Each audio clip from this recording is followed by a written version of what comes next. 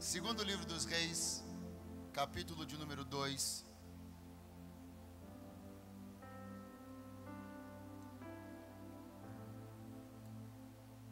Segundo livro dos Reis, capítulo 2.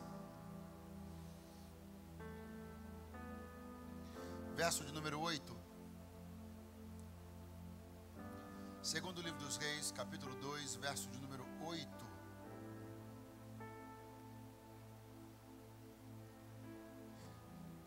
Antes, rapidamente, deixa eu dizer aqui, quase que eu esqueço, não posso esquecer. Eu tive a alegria de trazer aqui o meu livro, logo um pouquinho depois de ter lançado. Foi um tempo muito precioso, estivemos ali com muita gente que comprou, prestigiou, e foi uma delícia. E eu, obviamente, estou trazendo novamente e deixando à sua disposição, lá fora, no final, o livro que Deus me deu a oportunidade de escrever. Ele chama-se Sagrado, Zelo e Reverência em Tempos Modernos. Eu, esses dias, lia um comentário de uma pastora muito querida de São Paulo, e ela falava algo, escreveu algo ali no Instagram a respeito do livro, e isso coadunou com algumas outras coisas que eu ouvi de algumas outras pessoas.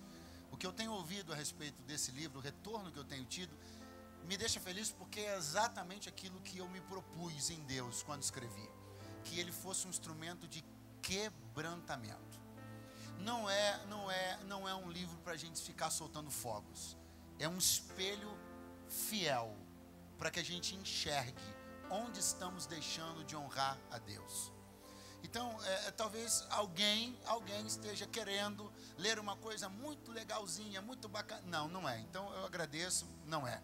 Mas se você quer enxergar com franqueza e com verdade na Bíblia, o que você precisa fazer de melhor para honrar esse Deus? Se você quer de verdade tapar algumas brechas na sua vida, e eu encontrei muitas enquanto escrevi esse livro. Onde eu estou deixando de zelar por aquilo que é sagrado? O que Deus quer de mim e eu estava pensando que já não era necessário mais? O que Deus espera que eu guarde e eu já tinha deixado para lá, pensando que era coisa do passado? Essas coisas estão aqui. É um jeito de alinhar a sua trajetória. Porque o que Deus tem para nós é muito grande. Mas tem muitas coisas também que são muito grandes dentro de nós que podem atrapalhar tudo isso. Se você não quer permitir que isso aconteça, se você quer aprender a zelar pelo sagrado e reverenciar o que Deus quer que seja reverenciado, vai estar lá fora, à sua disposição, no nome de Jesus, tá bom? Capítulo 2, verso 8, segundo livro dos Reis, está escrito assim: Então Elias tomou o seu manto, dobrou e feriu as águas, e elas foram divididas de cá para lá, de modo que os dois atravessaram em terra seca. Sucedeu que, quando eles haviam partido, do outro lado Elias disse a Eliseu: Pede-me o que queres que te faça, antes que eu seja tomado de ti. E Eliseu disse: Rogo-te que haja porção dobrada de teu espírito sobre mim. E ele lhe disse: Pediste uma coisa difícil, todavia se me vires quando eu for tomado de ti, assim te sucederá. Mas se não me vires, não te sucederá. Quantos podem dizer amém esta noite? Quantos podem dizer graças a Deus por esta palavra? Podem tomar os seus lugares em o nome de Jesus.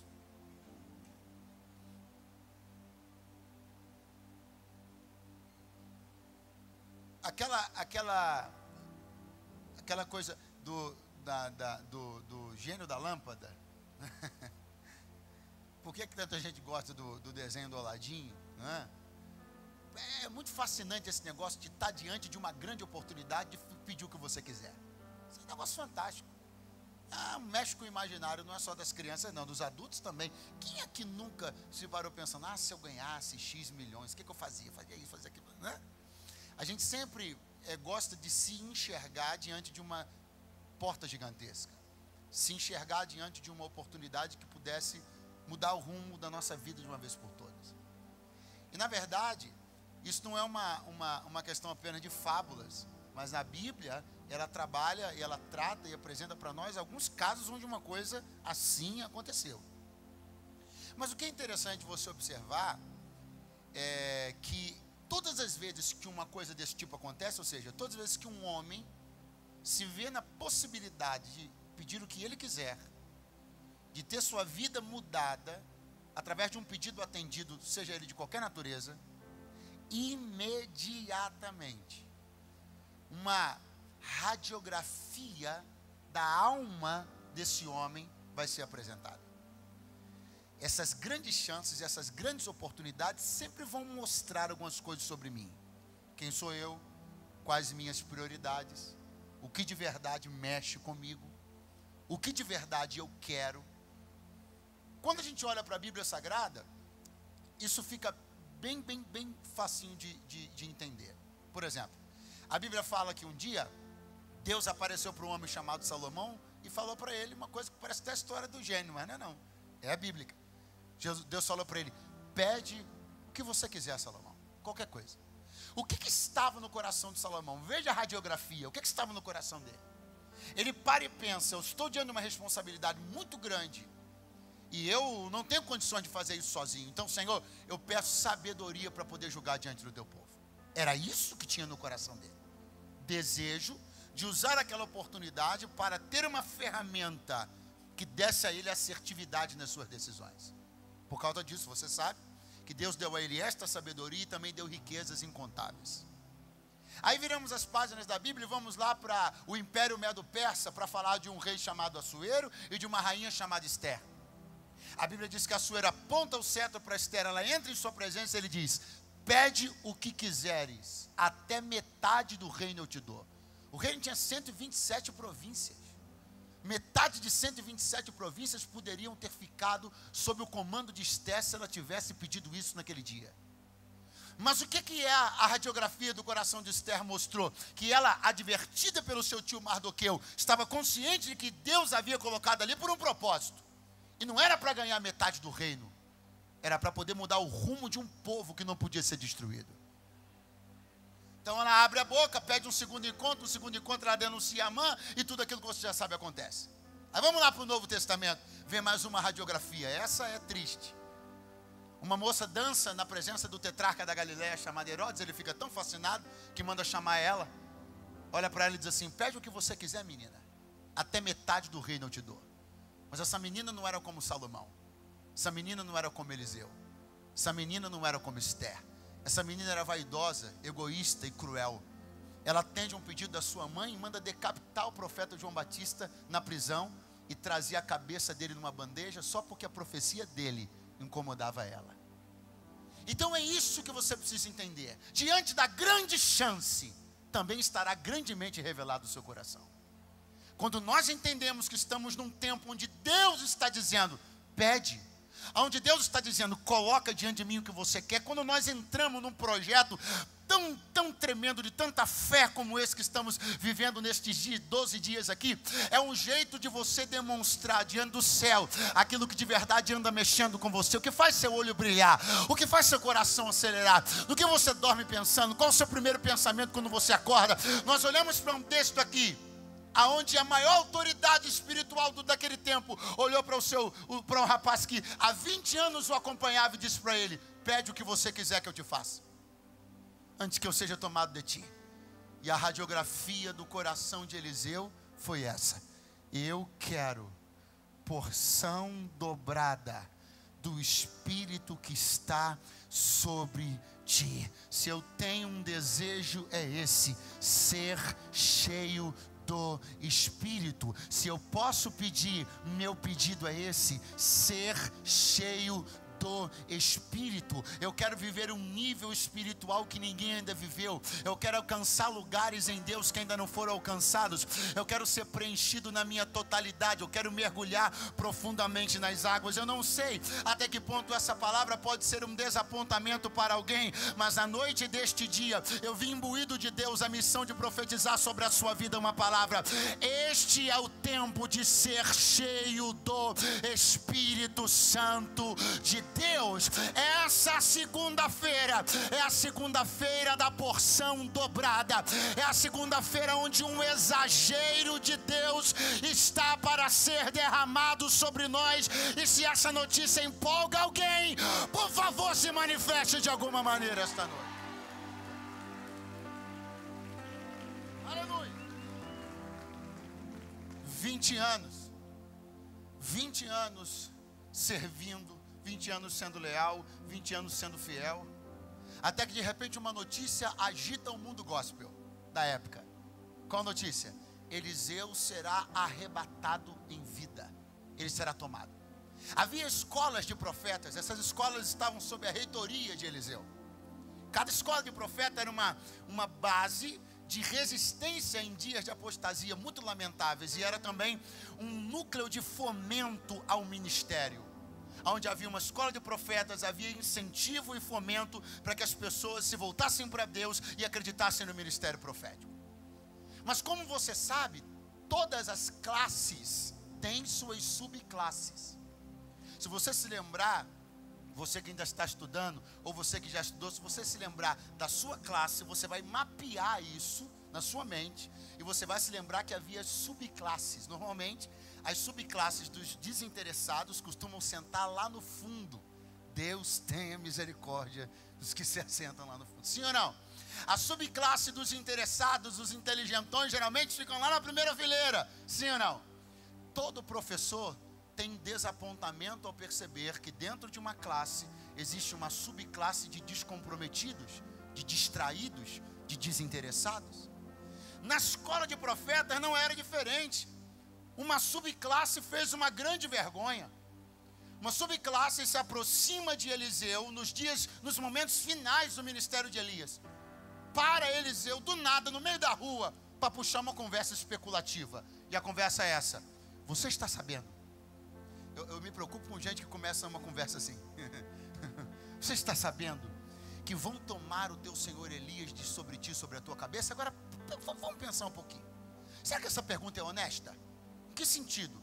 Pergunta honesta para mim é uma pergunta que quer uma resposta. Ou seja, eu pergunto porque não sei. Isso é uma pergunta honesta. Não, essa pergunta não é honesta. Porque se eles, que eram os alunos da escola, já sabiam, você acha que eles tinham alguma dúvida de que o homem que andava 24 horas com Elias soubesse disso ou não? Claro que não. O que é isso, pregador? Especulação. O que é isso?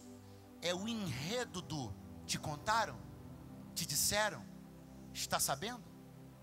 E qual é o grande perigo disso daí? É que Eliseu está vivendo um momento decisivo na sua vida. E você precisa entender que quando você está vivendo um momento decisivo, essas paradas para especulações não podem fazer parte da sua rota. Muita gente está sendo atrapalhada de receber o que estava na agenda de Deus para receber por paradas. Eles param por qualquer coisa, para dialogar sobre qualquer coisa, se metem em polêmicas, em barafundas teológicas, se despencam para poder falar de coisas que não têm objetividade nenhuma, especulam sobre quem levantou, quem caiu, quem está de pé, quem está morto, quem está vivo, e nisso vão perdendo o time de uma revelação que já deveria ter lhes sido entregue a algo do outro lado do Jordão, mas alguém está do lado de cá se preocupando com quem caiu, quem levantou, quem está de pé, quem está vivo, quem está morto. Para! Assim te diz o Senhor na noite desse dia: ignora os especuladores, atravessa esse Jordão, porque tem uma promessa te esperando do outro lado. Oh, glória! Aleluia! Acorda alguém que está do teu lado e diga: quem para por qualquer coisa não vai chegar em lugar nenhum. Para de parar. Para de permitir que as pessoas que têm esse comportamento especulativo, tendencioso, sejam um canal para sempre estarem paralisando a rota das coisas que estão acontecendo na sua vida. Eliseu, sem o menor cerimonial, olhou para ele e disse: eu sei, calai-vos. Esse calai-vos aqui é um jeito gentil de dizer uma coisa que você sabe o que é, né? Calem a boca. Passou aí a cortesia, ficou do outro lado do Jordão. Porque você precisa escolher entre ser simpático e ser enfático. Às vezes a gente está tão preocupado em ser simpático, a gente perde a efetividade e a ênfase. A gente não consegue responder com prontidão, não consegue não se embaraçar com as pessoas que estavam o tempo inteiro preocupado em sermos agradáveis ou simpáticos. Olhe para cá, Eliseu iria dentro em pouco tempo assumir o lugar de Elias. Logo, o lugar da reitoria das escolas de profetas seria ocupado por ele. Então ele está se dirigindo aos seus futuros alunos. Quem me ouve, diga amém. Você percebeu que ele não está nem um pouco preocupado dos alunos pedirem para trocar de escola? Você percebeu que o que tem que ser dito, ele será dito para o bem e para o amadurecimento deles? Não é com condescendência que você amadurece discípulo. Eliseu vai abrir a boca e vai dizer: a melhor palavra que eu tenho para vocês agora é essa: calem a boca. Às vezes na construção da nossa caminhada, o melhor que nós podemos ouvir é isso: cale a boca. Você sabe por que muitas pessoas se desenvolveram ministerialmente de forma tortuosa? Porque lhes faltou um oportuno cala-boca no início. Não foram travadas em seus besteiróis teológicos, não foram impedidos de especular, de serem pessoas desagradáveis, e cresceram e se desenvolveram cultivando essas tortuosidades. Eu gosto de estar numa escola como essa, num lugar como esse, e gosto de estar aberto a que Deus me diga o que eu preciso ouvir. Se Ele disser fala, eu falo. Se Ele disser cala a boca, eu calo a boca. Se Ele disser reveja teus conceitos, eu revejo. Eu não estou aqui para ser massageado, eu estou aqui para ser treinado. Aleluia, glória a Deus. Você que tem discípulos, você que exerce influência em qualquer área, ouça o que eu estou dizendo para você. Olhe para Eliseu, ele não está preocupado: ah, mas os alunos vão embora da escola porque o professor mandou calar a boca. Não, só vai embora da escola depois de um cala-boca quem nunca esteve comprometido com ela. A palavra de correção que busca o endireitamento da vereda e assertividade, essa palavra não é uma palavra de brutalidade, é uma palavra de correção que precisa ser entendida. Eliseu vai mandar com que eles se calem, porque ele está dando a eles uma oportunidade de reverem o que falam, reverem seus assuntos, reverem suas conversas. Deixe Deus te colocar em posições onde você precise rever as suas falas. Aí, de repente, Eliseu consegue se desvencilhar da turma do fundão, dos especuladores. E o texto diz que ele chega diante do Jordão junto com Elias. E Elias, cheio de autoridade, vai fazer uma coisa incrível. Quem ainda está aí, diga amém. Ele vai pegar a sua capa, atenção. Ele vai dobrar a sua capa e ele vai dar uma pancada no rio. Ele vai bater com a sua capa dobrada nas águas do Jordão. Pá! Quando ele dá essa pancada, o texto diz que o rio, que as águas se dividem em duas partes, ao meio, e abre-se um caminho. Guarde o que eu vou lhe dizer: tudo que se rasga ao meio sempre abre um caminho. Por que é que não abriram-se três caminhos? Por que é que não se rasgaram em três partes? Se as águas se rasgassem em três partes, abririam três caminhos. Mas elas se rasgam de uma forma só, abrindo um caminho só, porque Deus nunca apontará caminhos duvidosos. Aí Eliseu começa a andar com Elias, atravessando o Jordão, parede de água na esquerda, parede de água na direita, os dois atravessando. Quando chegam do outro lado, é importante você pegar o tempo disso aqui. Quando eles chegam do outro lado, como é que é? Quando chegam do outro, aí Elias olha para Eliseu e diz assim: pede o que você quiser que eu te faça. Pede agora, porque esse é o tempo oportuno para que se manifeste a oferta. Preste atenção. Esse é o tempo oportuno para que se manifeste a oferta. Mas há quanto tempo esses dois se conhecem? 20 anos. Eles já passaram por todo tipo de coisa, todo tipo de desafio. Mas só agora Elias vai olhar para ele e vai dizer: pede o que você quiser que eu te faça. Agora pense comigo, será que Elias só naquele momento ali descobriu que poderia dar essa oportunidade a Eliseu? Não. Mas por que ele só deu naquele momento? Porque você precisa entender como as coisas de Deus acontecem. O tempo onde Deus manifesta uma oportunidade para nós, o tempo onde Deus manifesta uma oferta para nós, é um tempo muito bem estudado. É um tempo muito bem planejado, visando sobretudo uma coisa. Preste atenção. Qual pregador? Não corromper a integridade da minha jornada. Pastor, não entendi, mas eu estou aqui para te explicar. Pense comigo uma coisa. Se quando Elias recruta Eliseu lá há 20 anos atrás, ele colocasse a capa sobre ele e dissesse assim: olha, vai chegar um dia que eu vou dizer para você pedir o que você quiser. ele teria manifestado a oferta no começo. E se a oferta fosse manifestada no começo, um risco seria iminente. Pergunte qual? A oferta teria se tornado a razão da caminhada. E você precisa entender. Você precisa entender que existem coisas sobre o seu futuro que Deus não diz e nem vai dizer agora. Porque Ele não quer que você caminhe pela razão errada.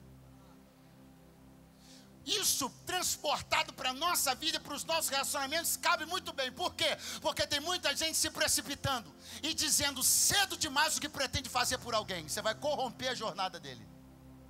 Você vai botar a cabeça no travesseiro e após aquele dia, você nunca vai poder ter certeza se essa pessoa caminhou com você, por você ou pelo que você ofereceu.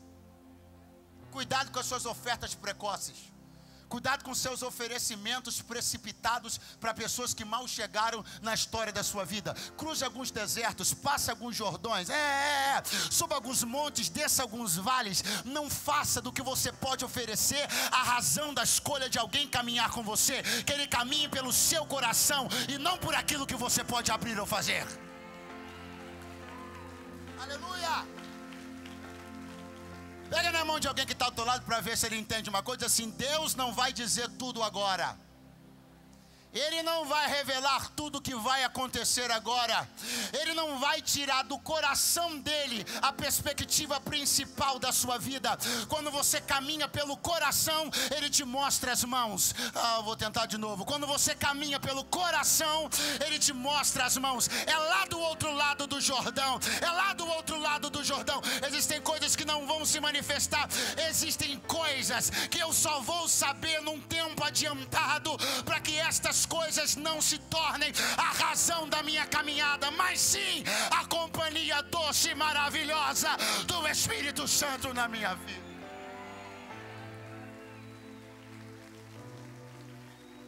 Eu quero ser um crítico do ministério de Eliseu. Pois bem, o que você quer dizer? Eu quero dizer que ele foi muito bruto no episódio das ursas que devoraram o pessoal que caçoou dele. Você quer dizer isso? Ok? Quer dizer mais o quê? Eu quero dizer que ele fez isso, que ele errou aquilo. Pode falar o que você quiser de Eliseu. Você só não pode dizer uma coisa: que ele caminhou 20 anos por uma oferta, porque ele ainda não sabia dela. Então aquilo que Deus te omite enobrece a razão pela qual você está caminhando. Pergunte para as pessoas que alcançaram grandes níveis em Deus. Pergunte se quando elas começaram a caminhar, lhes foi revelado absolutamente tudo o que aconteceria. Não, na maioria das vezes não. A gente começa a caminhar e Deus vai revelando à medida que o nosso coração se demonstra leal e fiel. Ou se alguém pode levantar a mão, essa é uma boa hora, porque aí vem uma palavra de Deus para a tua vida.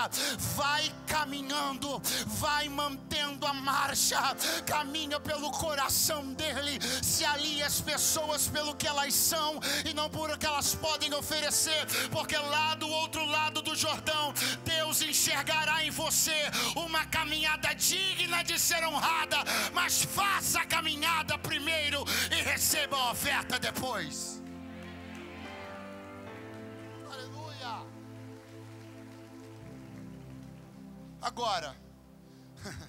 Agora que a gente já caminhou tudo que tinha para caminhar, agora que eu sei que você nunca caminhou comigo por isso, agora eu te digo o que te omiti. Pede o que você quiser. Pede o que você quiser. Pede o que você quiser, que eu te faça. Eu acho fantástico entender que as coisas não estão escritas na Bíblia por uma razão qualquer. Isso aqui não é um gibi, isso aqui é a palavra de Deus. Então, não é por acaso que o verbo empregado por Elias é o verbo fazer e não o verbo dar. Ele não olha para Eliseu para dizer: pede-me o que queres que eu te dê. Ele diz: pede-me o que queres que eu te faça. A conversa aqui não é sobre o que eu vou te dar. A conversa aqui é sobre o que eu vou fazer em você. Se nós entendêssemos o tamanho da distância que existe entre aquilo que recebemos nas mãos e aquilo que nos é feito na alma. A grande diferença é essa. Eu não vou discorrer sobre ela agora. Eu vou deixar ela no seu coração e daqui a pouco eu te explico melhor. A grande diferença é essa. O que te é dado, você possui. O que te é feito, te possui. Redobre a sua atenção. Tem tanta concordância nisso aqui, que quando Elias recruta Eliseu, lança a capa sobre ele, ele olha para ele e diz assim: eu posso ir na minha casa me despedir do meu pai e da minha mãe? Elias diz: vai e volta, a não ser que você não tenha compreendido o que eu te fiz. Não começou com nada dado, começou com algo sendo feito. Por que tem sustentabilidade? Por que tem profundidade? Por que tem lealdade? Porque não foi nada dado, foi feito. Por que os dois caminham juntos 20 anos? Por que Eliseu tornou-se um grande homem de Deus? Porque a coisa não começou com nada dada, a coisa começou sendo feita. Quando há aquilo que Deus quer operar, começa sendo feito, a chance de que você permaneça para sempre torna-se exponencialmente maior. Porque o maior poder não está naquilo que Deus dá, está naquilo que Deus faz. Então veja, não começou com algo dado. Não começou com algo dado. Então não é agora que vai ser dado também. O que Elias fez ao recrutar Eliseu sustentou seu ministério 20 anos. E agora que Elias vai embora, Elias está dizendo: eu vou fazer de novo. Uma nova coisa será feita pelos céus em você, para que uma nova etapa comece agora. Eu quero dizer para você que o que Deus fez lá no começo trouxe você até hoje, até esse dia aqui, às margens do Jordão. Mas o que Deus vai fazer agora será responsável pela sua sustentação daqui para frente.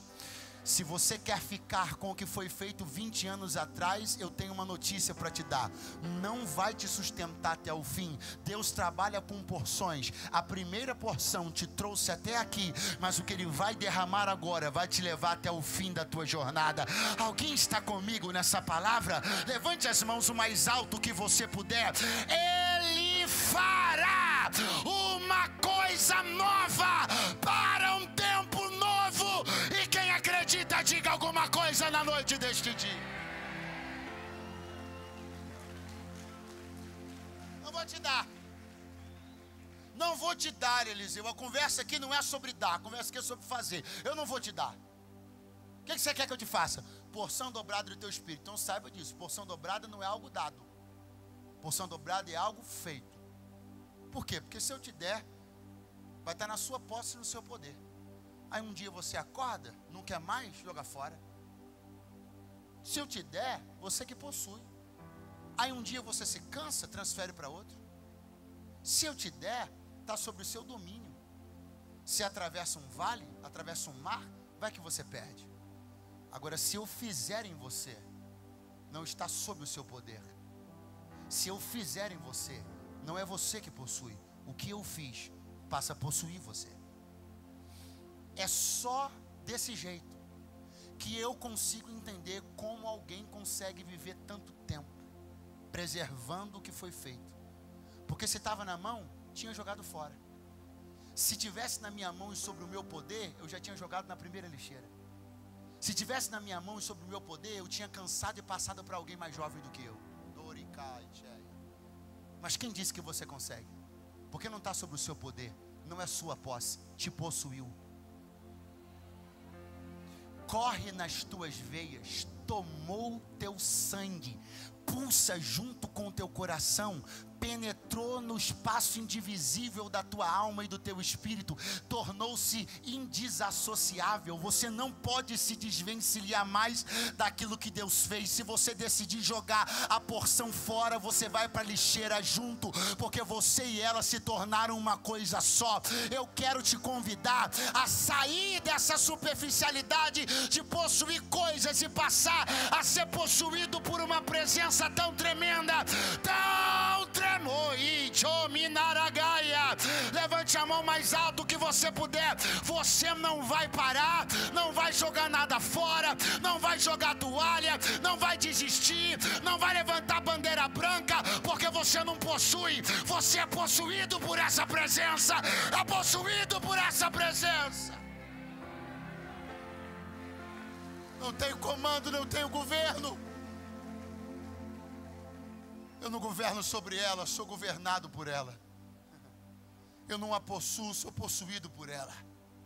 É sobre o que Ele fez. Eu sei que você só está aqui porque você sabe que Ele fez coisas que ninguém poderia ter feito. Olhe para mim, você sabe muito bem disso. Dinheiro o padrinho rico dá. Dinheiro, herança, posse, terra. É só ser filho de rico. Quando ele morrer, passa para você. Influência, lugar bonito, festa chique. É só você colar do lado de quem tem ingresso VIP. Dar as coisas não é a principal faculdade de Deus, porque isso os homens também fazem. Agora eu quero ver fazer o que Ele faz. Quero ver entrar onde Ele entra, tocar no que Ele toca, mudar o que Ele muda.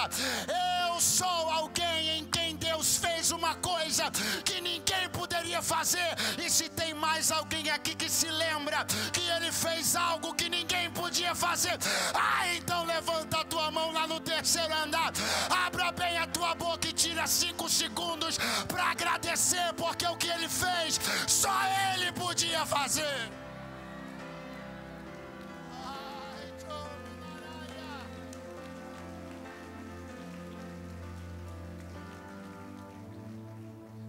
Pede-me o que queres que eu te faça, antes que eu seja tomado de ti.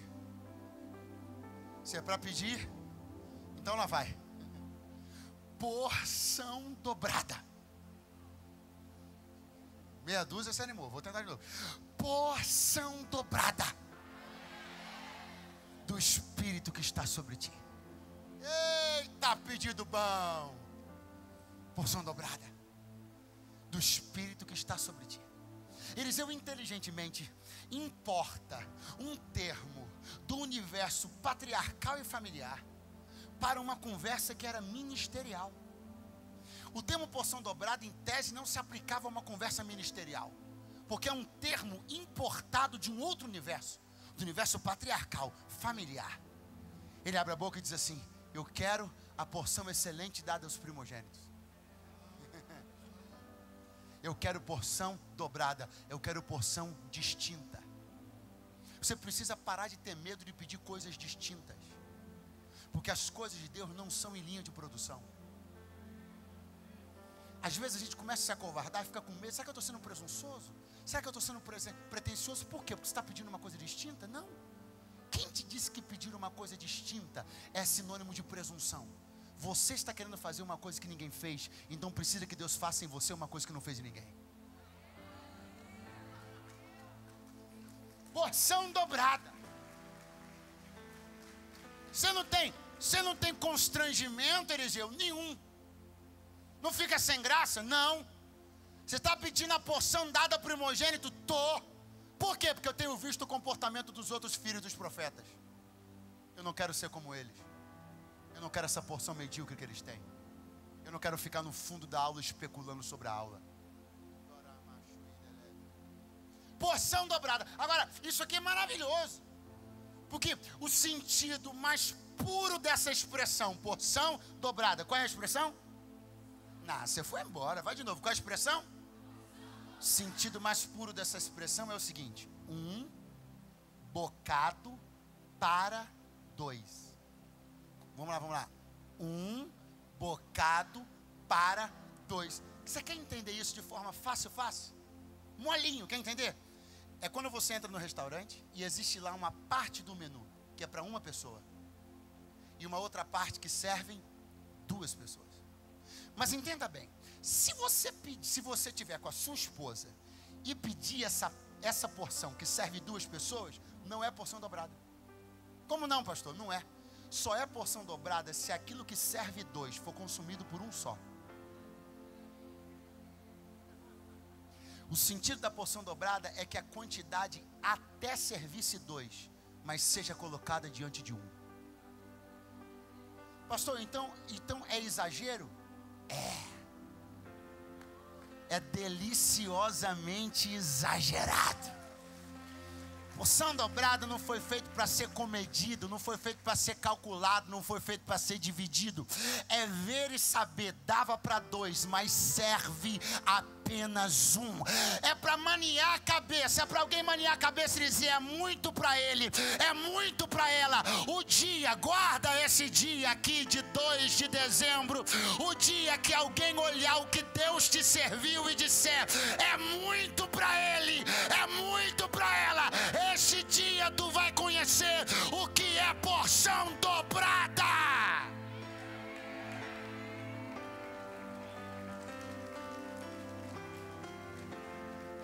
Eu lembro uma vez entrando num restaurante lá no Rio de Janeiro, numa área muito gostosa lá que chama Grumari.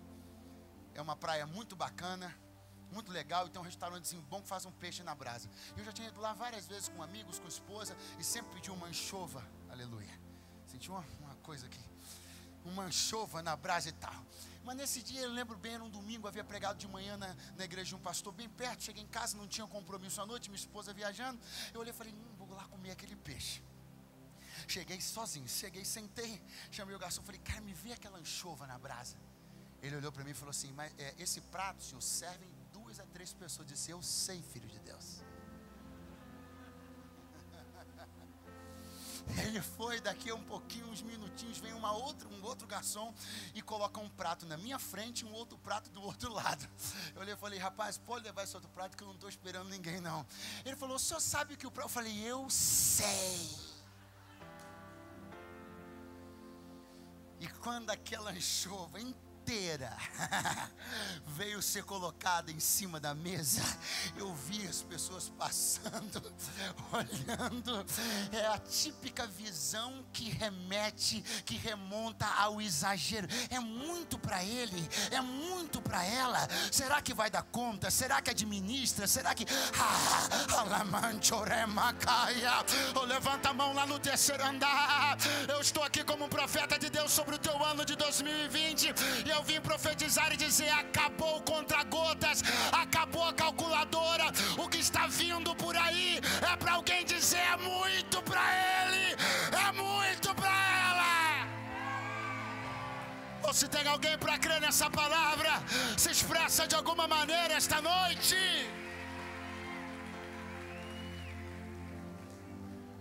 Qual o problema de pedir um prato para 2? Nenhum. Só depende da sua fome e da sua disposição de pagar o preço. Vou de novo. Qual o problema de pedir um prato para 2 estando sozinho? Nenhum. A questão está ligada à sua fome e à sua disponibilidade de pagar o preço. O problema não está na cozinha, o problema está no meu apetite.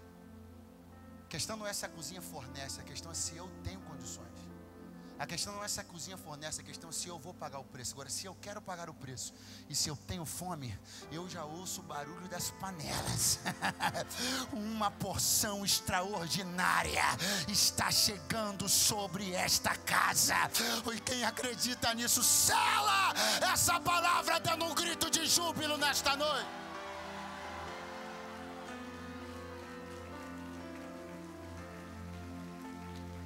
Por muito tempo, a porção dobrada, o direito à porção dobrada foi negado a muitas pessoas. Atenção, isso é muito sério. Por muito tempo, o direito à porção dobrada foi negado a muitas pessoas. Muitas pessoas foram levadas a acreditar que elas precisavam escolher entre uma coisa e outra.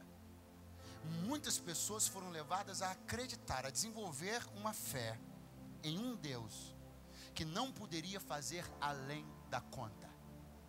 Isso limitou, isso restringiu o crescimento, o desenvolvimento de muita gente. Eu louvo a Deus, porque num dado momento da minha vida, Deus quebrou esse cativeiro na minha mente. Pastor, explique isso melhor. Vou explicar. Eu vou lhe dizer sobre o que eu vi. Talvez você tenha visto, talvez você tenha ouvido, talvez você tenha presenciado, talvez não. Eu vou te dizer do que eu vi. Eu vi uma crença dentro da igreja de que era preciso escolher entre uma coisa e outra. Por exemplo, escolha entre intelectualidade e espiritualidade, porque não é possível ter as duas coisas. Eu estou falando do que eu vi. Eu vi pessoas dizerem, escolha, ainda que não diretamente, mas num conjunto de insinuações. A ideia era essa: escolha entre unção e cultura, porque as duas coisas não dá para ter. Em nome disso, muita gente largou a escola. Você sabia que pelo medo da intelectualidade, pelo medo do desenvolvimento cultural, pudesse gerar um prejuízo no desenvolvimento espiritual, muita gente se tornou tacanha? Porque eles foi incutido na mente que era preciso escolher. Era raro. Eu lembro como se fosse hoje. A fala era mais ou menos assim: você viu? Fulano é rico, mas viu como ele sente a presença de Deus? Parecia uma coisa impossível de se fundir. Uma pessoa bem financeiramente, que também fosse espiritual, fosse quebrantada. Era um assombro quando se via um rico chorar na igreja, quando se via alguém poderoso falar em línguas. Aí, olha o fulano fala em línguas. Porque a ideia é que você sabe escolher uma porção só. Eles criaram a imagem mentirosa de um Deus que está limitado a fazer uma única coisa. Mas quando você descobre quem é Deus de verdade, quando você descobre o Deus da porção dobrada, você não tem mais que escolher, você pede os dois. Levante a mão mais alto que você puder. Eu quero dar um glória a Deus. Sabe por quê? Porque tem gente nessa igreja cheia de intelectualidade e cheia do Espírito Santo. Tem gente nessa igreja que fala 4 idiomas, mas fala em língua estranha, que é uma maravilha. Tem gente nessa igreja com aplicações milionárias, mas cheio do poder de Deus e da graça do Espírito. Porque eu não preciso escolher a porção dobrada. É minha confiança num Deus que pode fazer muito mais, infinitamente além do que eu peço ou penso. Receba a liberação desse Deus sobre a tua vida na noite deste dia.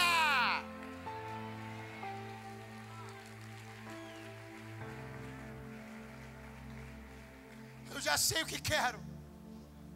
Quero porção dobrada do Espírito que está sobre ti. Elias olhou e disse: você pediu uma coisa difícil, e por ter sido difícil, eu vou te colocar uma cláusula. Cumpriu a cláusula, vai ganhar o que pediu. Não cumpriu, não ganha. Qual é a cláusula? Anota: se tu me vires, quando eu for tomado de ti, recebe o que pediu. Se não vê, não recebe. Peraí. Pediu uma coisa difícil, tem uma cláusula, e a cláusula é essa? Essa cláusula é fácil. Eu só preciso parar aqui e ficar olhando o que vai acontecer aí? É, só isso. Mas isso é uma cláusula fácil demais. É porque você não está lembrando o que vai acontecer lá. O que vai acontecer lá? Deus vai tomar Elias em vida. Vai descer carro de fogo. Um redemoinho vai envolver Elias. E ele vai começar a subir. E é aqui que a coisa aperta. Porque a visão que Eliseu precisa ter é da subida de Elias. E a cláusula é: se me vires subir, recebes. Se não suportares a visão da subida de outros, não recebe.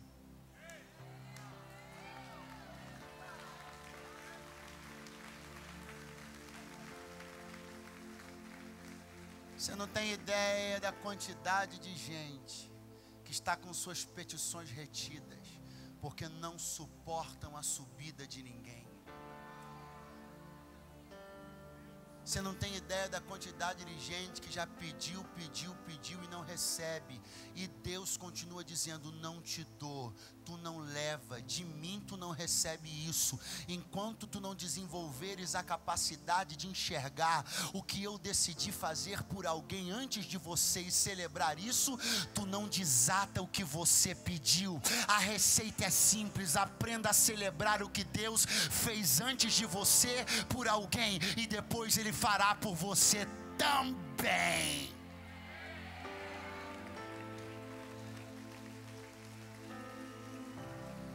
Eu quero ser um questionador das pessoas que estão subindo. Prepara para ficar parado. Eu quero ficar procurando um erro, procurando um jeito. Ah, não, tinha um trampolim ali. Devia ter uma mola mágica. Isso aí é política. Se fosse assim, não estava subindo desse jeito. Quanto mais tempo alguém está perdendo tentando desqualificar o sucesso de alguém, mais desqualificado ele será para seu próprio sucesso. Então eu quero fazer um negócio aqui que eu vou adiantar logo para você. Vai botar o diabo no CTI. Eu queria que você se virasse para alguém.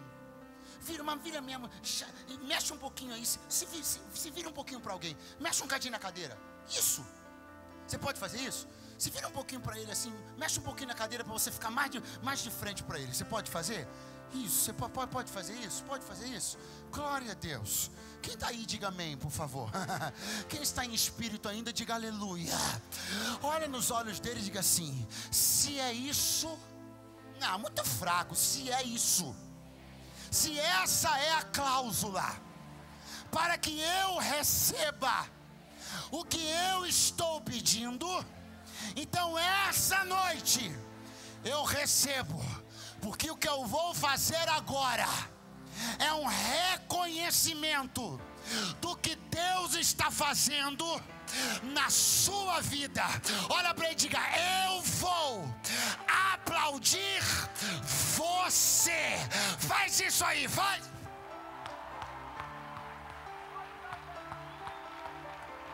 Olha nos olhos de alguém.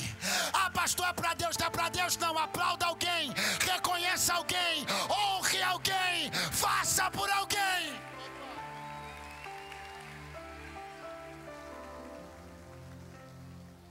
Uns crentes perturbados.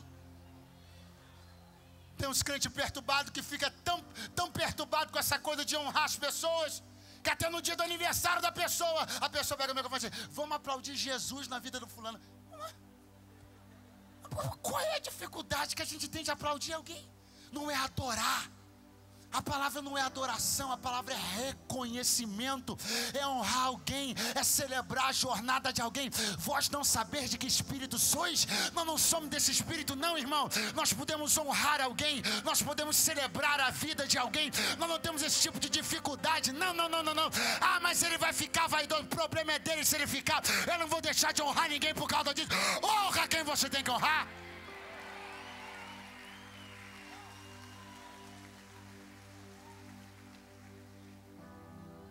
Estava um dia pregando no congresso, jantando, e o pastor começou a dizer: ontem foi extraordinário. Ontem Deus usou muito aqui o fulano de tal. Rapaz, mas como ele pregou? Que mensagem extraordinária. E eu digo: glória a Deus. Aleluia. Ele: não, mas você não está entendendo não. Foi um mover de Deus, um negócio fantástico. Mas foi muita alma, foi muito renovo, foi batendo no Espírito Santo. Eu disse: poxa, glória a Deus. E na janta depois de eu pregar. Aí ele olhou para mim e falou assim: agora, sobre você, eu falo amanhã.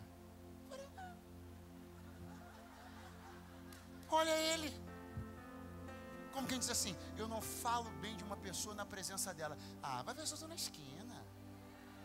Está me confundindo, meu irmão. Você está pensando que eu sou ruim igual você? Eu não posso ouvir um elogio? Um líder não pode dizer uma coisa graciosa para mim, uma coisa gentil para mim, porque eu vou explodir? Ah, pelo amor de Deus, irmão. Ah, mas tem gente que assim, o problema é deles. Eu vou elogiar quem eu tiver que elogiar, eu vou honrar quem eu tiver que honrar. Não tem esse negócio não, irmão.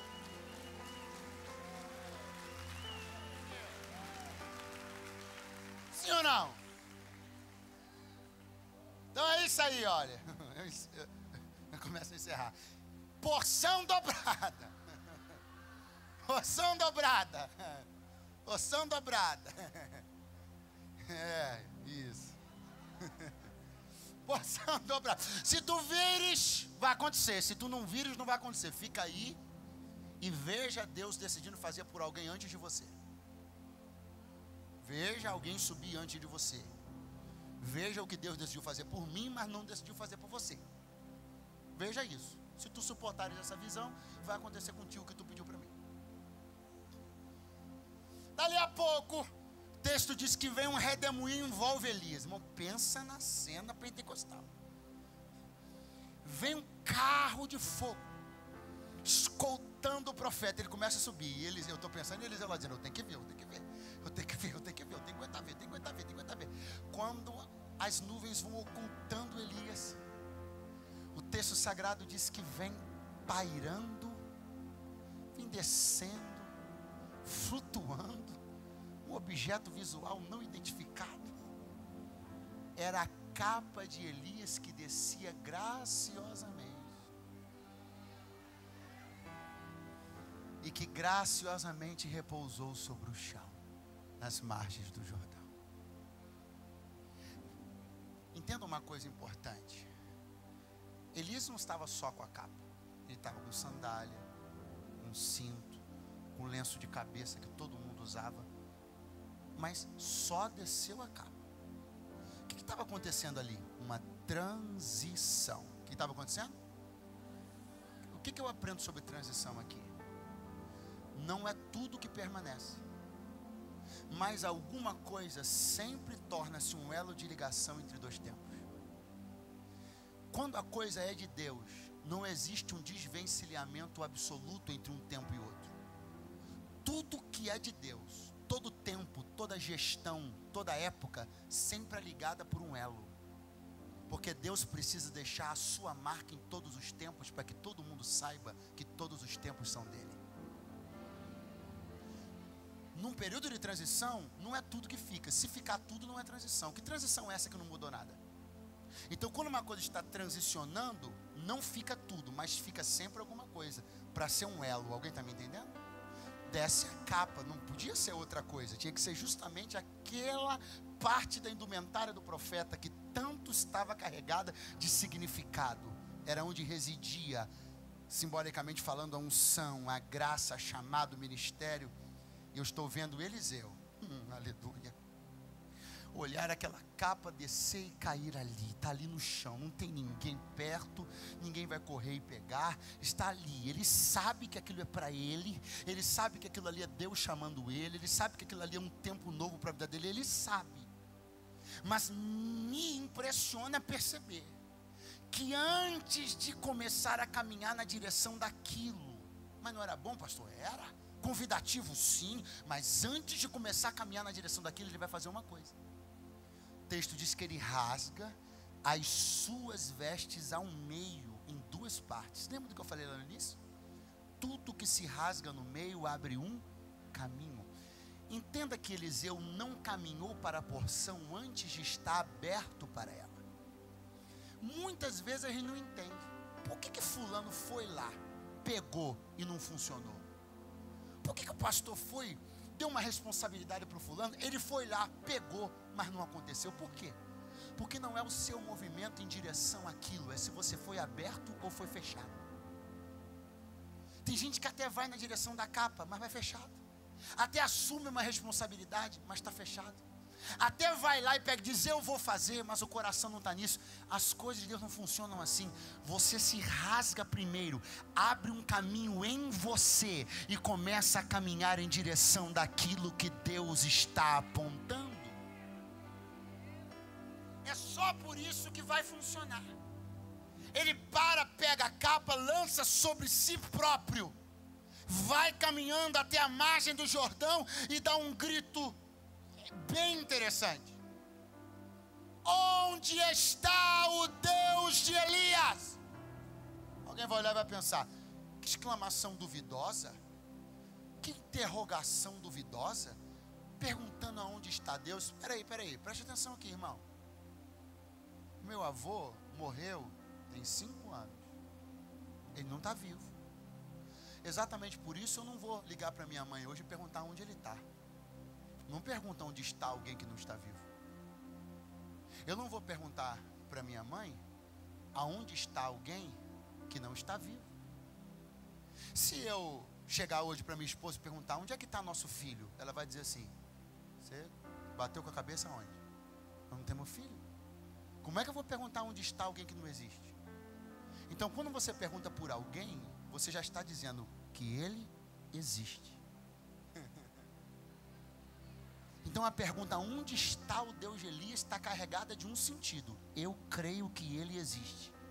A minha pergunta não é sobre sua existência, a minha pergunta é uma invocação para a sua manifestação. Eu não estou à beira do Jordão perguntando por Elias, eu estou à beira do Jordão perguntando onde está o Deus de Elias. Por quê? Porque eu vi que Elias acabou de sair da terra. Eu entendi que ele não está mais aqui.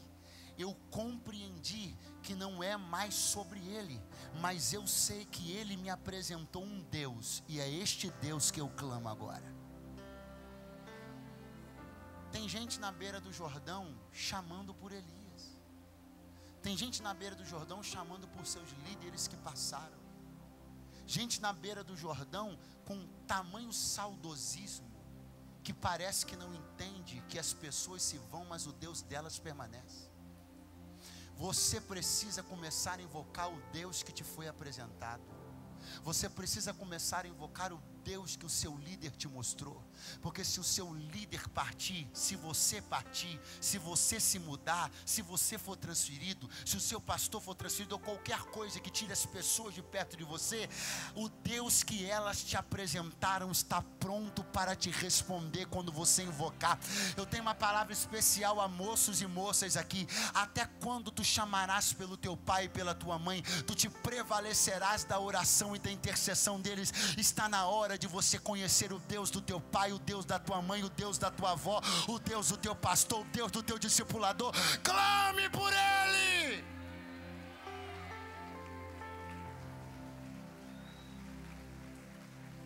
Onde está o Deus de Elias? Silêncio. Não está escrito na Bíblia que Deus pisou lá, respondeu, fez, aconteceu. Só que há uma coisa depois. Há um gesto audacioso da parte de Eliseu. Ele pega a capa, bate no rio e o rio vai se abrir.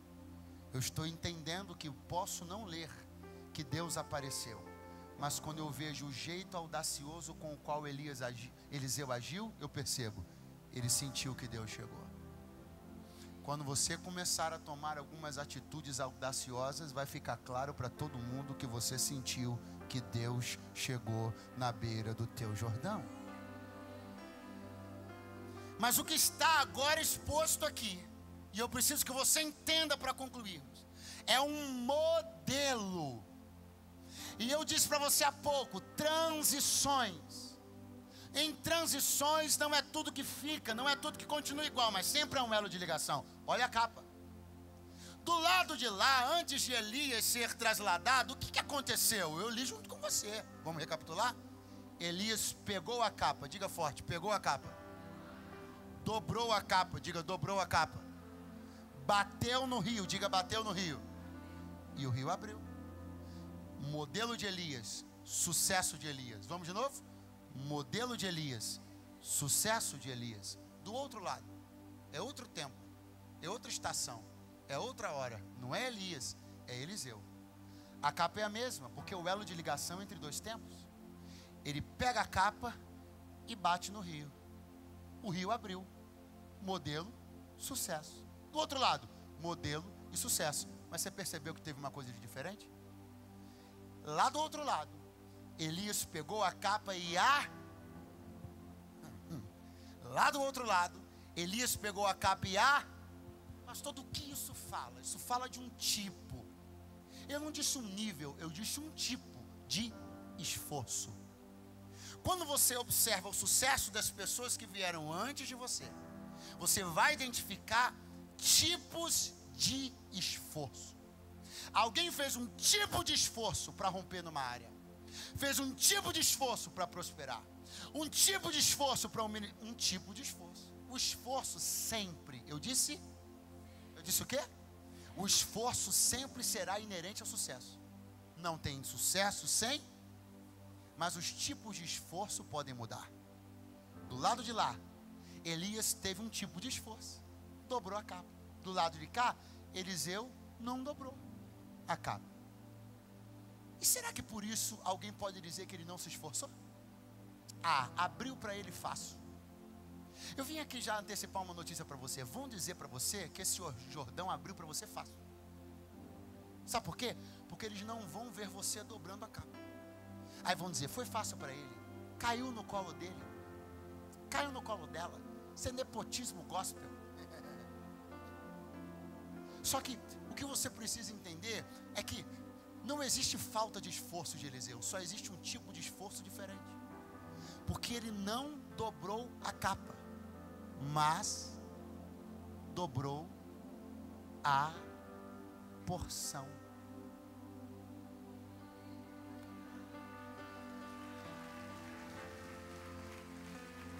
Então eu vou deixar que os especuladores da margem do Jordão digam e pensem que foi fácil para mim. Eu vou deixar eles olharem o esforço do meu pai e achar que eu não me esforço agora para que o Jordão que abriu para ele se abra para mim. Mas eu vou deixá-los para lá porque eu e Deus sabemos que não falta esforço. Deus só mudou o tipo de esforço. Tem gente que vai obter resultados extraordinários não fazendo exatamente como alguém fez, porque Deus tem um segredo para cada um abrir o seu Jordão. Vou de novo. Deus tem um segredo para cada um abrir o seu Jordão. Deixa eles dizerem que foi fácil, que caiu no teu colo, que estão te financiando, que para você tudo é mole, mas você sabe, 12 dias dobrando porção, 12 dias trazendo um pedido no altar, você sabe que o que vai colher em 2020 não foi a molezinha de quem vive na maré mansa, mas de alguém que decidiu dobrar porções em secreto com Deus.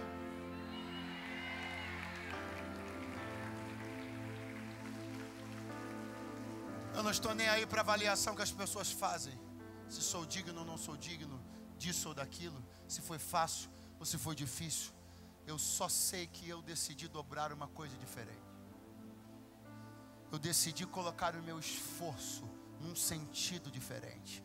Acredite no que eu estou dizendo a você. Você não é um replicador de modelos. Você não precisa fazer o que foi feito do outro lado. Você não precisa seguir à risca um modelo de sucesso nem do A e nem do B. Se com Elias foi dobrar capa, deixe ele. Mas se com você é dobrar porção, vai para o secreto com Deus e dobra a porção. Porque no final de contas, meu amigo, o rio abre do mesmo jeito. O negócio é ser obediente. Dobra o que Deus te mandou dobrar. Faz o que Ele te mandou fazer. Não se preocupe em repetir modelos de sucesso dos outros. Há um modelo entregue a você. Faça o que Deus te mandou fazer.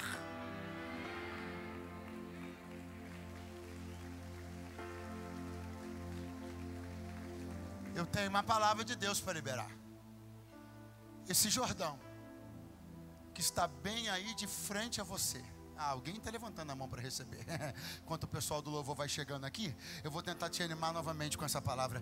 Esse Jordão que está bem aí diante de você, esse grande desafio da tua vida, esse desafio que gerou expectativa nos vizinhos e nos familiares, para saber se Deus é contigo ou não, para saber se Deus te chamou ou não, para saber se Deus te escolheu ou não. Pega essa palavra. Esse Jordão vai se abrir. Eu venho como profeta do Eterno nessa segunda-feira para dizer para você: esse Jordão vai abrir. O que você está fazendo aqui não é vão. O que você está buscando aqui não é vão. O que você está decidindo entregar no altar não é vão. Quando essa porção dobrar, quando você entender o tipo de esforço que Deus requer de você, vai fluir, vai fluir, vai fluir, vai fluir.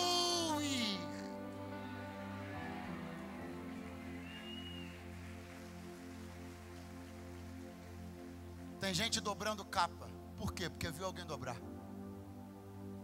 Copiando modelos supostamente infalíveis de sucesso. E Deus me trouxe para te dizer: não te chamei para ser um replicador de modelos.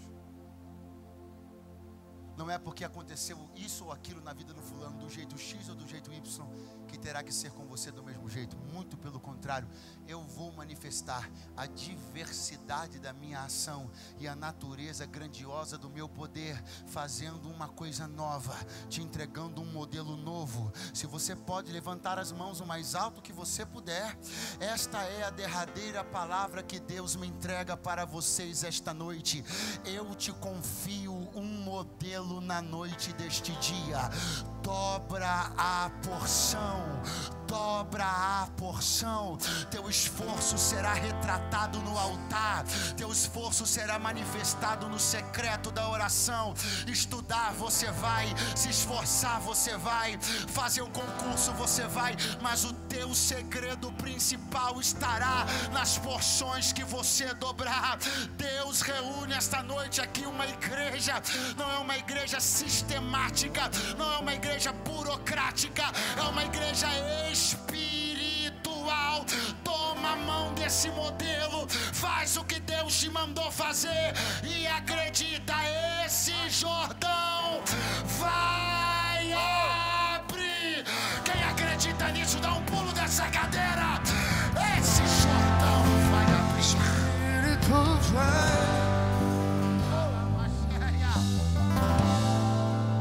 Segure a mão de alguém do seu lado agora. Bem firme, fecha o corredor no nome de Jesus.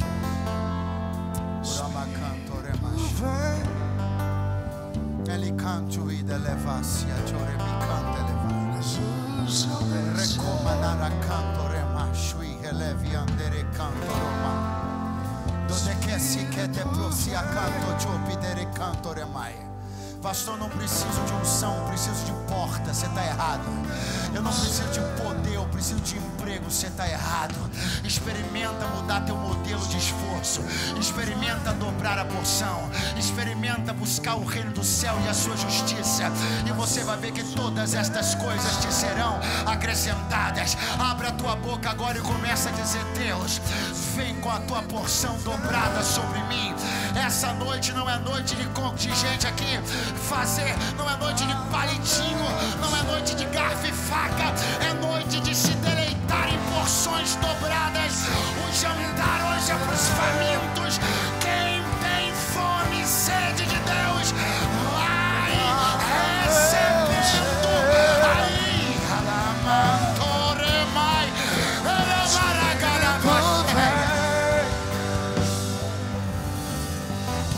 que o modelo de Deus desça sobre tua vida. Que Deus te ensine os segredos que Ele tem para você obter o sucesso que você sonha. Não pense que você precisa fazer igual outros fizeram. Não pense que você precisa reproduzir modelos de sucesso. Há um segredo que Deus está confiando a você. Há algo que Ele está colocando nas tuas mãos. Siga a risca o plano de Deus, porque Ele é infalível. E comece a ouvir o som do vento que foi enviado pelo céu para rasgar as águas do teu desafio ao meio. Assim te diz o Senhor: eu rasgo as águas do teu desafio ao meio. Eu te abro um caminho novo. Eu te abro uma porta de sucesso. Quando tu me buscares, eu rasgo as águas do teu desafio.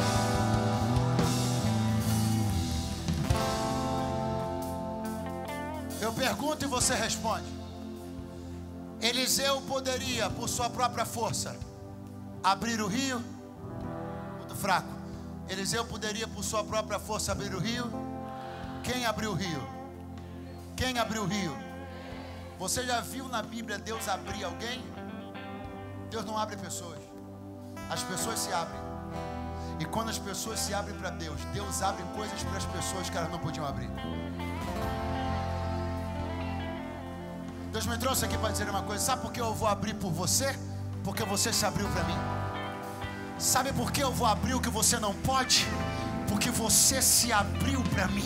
Deus não rasga pessoas, pessoas se rasgam. Deus não rasga corações, as pessoas rasgam seus corações. Só tem uma coisa: o Jordão que as pessoas não podem rasgar, Deus pode.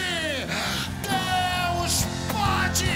Então aproveita essa noite e se rasga na presença dEle, porque Ele rasga o Jordão para você. Ele rasga o Jordão para você. Quantos creem nisso, digam amém. Quantos creem, digam graças a Deus. Quantos creem, digam aleluia. Eu vou contar de 1 até 3 e quando eu disser já, Você vai dar um abraço profético e poderoso quando eu disser já.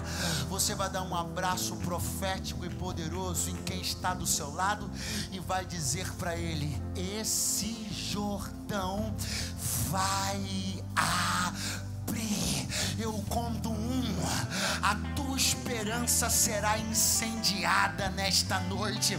Eu conto 2, quem decidiu rasgar sua vida para Deus, Deus rasgará as águas do seu desafio. Eu conto 2,5, algo tremendo será manifestado no nosso meio agora.